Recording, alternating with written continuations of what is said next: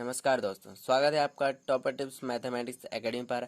आज हम कक्षा 10वीं के गणित के पहले अध्याय को पढ़ेंगे। दोस्तों, पिछली वीडियो हमने प्रश्नावली 1.1 के कुछ सवालों को सॉल्व किए थे। उम्मीद होगा कि उन सवालों को आपने अच्छी तरह से सीख लिया होगा, अच्छी तरह से उनका रिवाइज कर लिए होगा और वो आपसे आसानी से बनने भी लगे होंगे। तो हम इस वीडियो में प्रश्न क्रमांक 2 प्रश्नावली 1.1 के प्रश्न क्रमांक 2 को सॉल्व करेंगे फ्रेंड्स। तो हम प्रश्न क्रमांक 2 पढ़ लेते हैं।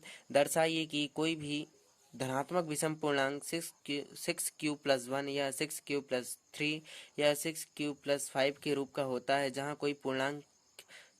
q कोई पूर्णांक है। ठीक है फ्रेंड्स, प्रश्न को हमने पढ़ लिया है। अब हम सॉल्व करते हैं। ठीक है फ्रेंड्स, तो लिख लेते हैं सॉल्व। हमको प्रश्न में दिया है धनात्मक विषम पूर्णांक, कोई धनात्मक विषम पूर्णांक। तो हम कोई भी धनात्मक विषम पूर्णांक जैसे मान लेते हैं, माना, तो हम लिखेंगे माना धनात्मक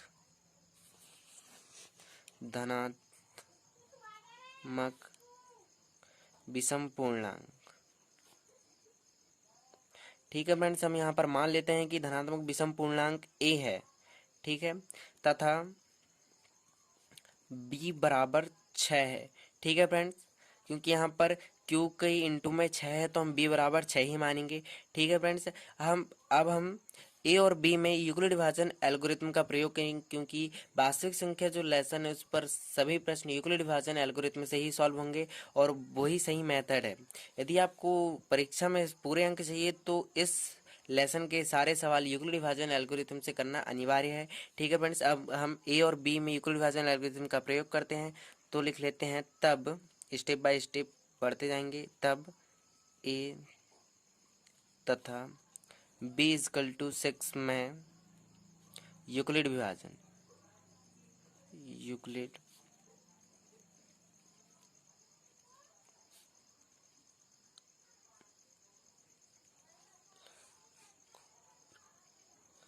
एल्गोरिथम से। ठीक है फ्रेंड्स, अब हम ए और तथा बी में यूक्लिड विभाजन एल्गोरिथम को लागू कर देते हैं। ठीक फ्रेंड्स, चूंकि हमको पता है 0 छोटा है शेषफल से और बराबर भी है, और शेषफल छोटा है 6 से। ठीक है फ्रेंड्स, अब यहाँ पर अतः संभावित शेषफल, तो फ्रेंड्स यहाँ पर संभावित शेषफल हमारे निकल जाएंगे 0, 1, 2, 3, 4 और 5। चूँकि फ्रेंड्स यहाँ पर आर शेषफल 6 से छोटा, तो हम केवल 5 ही तक लेंगे होंगे। ठीक है फ्रेंड्स, ये संभावित शेषफल मतलब 0 से लेके 5 तक हमारे शेषफल निकल सकते हैं। अर्थात यहाँ पर हम समझ लेते हैं, अर्थात ए संख्याओं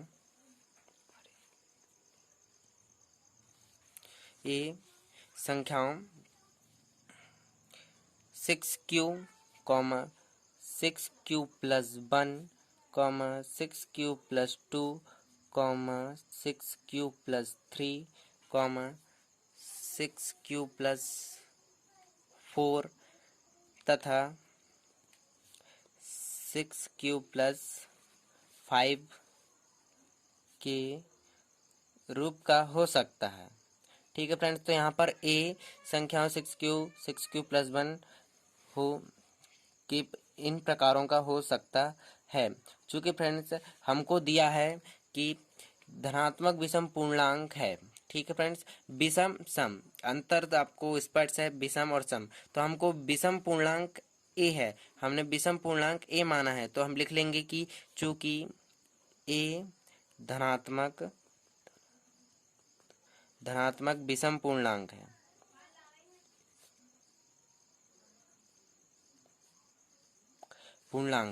ठीक है फ्रेंड्स, तो अब हम लिख लेते हैं जो सम संख्या है उनको हम अलग कर लेते हैं। इसलिए ए संख्याओं 6q, 6q+2, 6q+4 के रूप का नहीं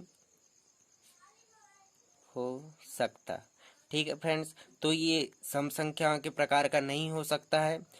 क्योंकि ये सम संख्या है, चूंकि हमको धनात्मक विषम पूर्णांक ज्ञात करना था इस, और ये सम संख्या हमने अलग निकाल लिए हैं क्योंकि ये सम है। तो ठीक है फ्रेंड्स, अब हमारा सवाल पूरी तरह से सॉल्व हो चुका है। अब हमको अतः अंत में अतः करके आंसर लिख देना है। अतः करके हम आंसर लिख देंगे कि कोई भी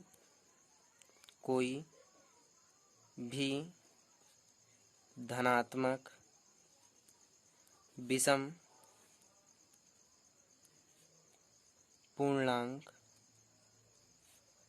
6q + 1 या 6q + 3 या 6q + 5 के रूप का होता है, जहाँ q एक पूर्णांक है। ठीक है फ्रेंड्स, हमको इतना अतः में लिख देना है और इसको आंसर कर देना है। अब हमारा पूरा प्रश्न सॉल्व हो चुका है फ्रेंड्स। एक बार फिर से रिवाइज कर लेते हैं।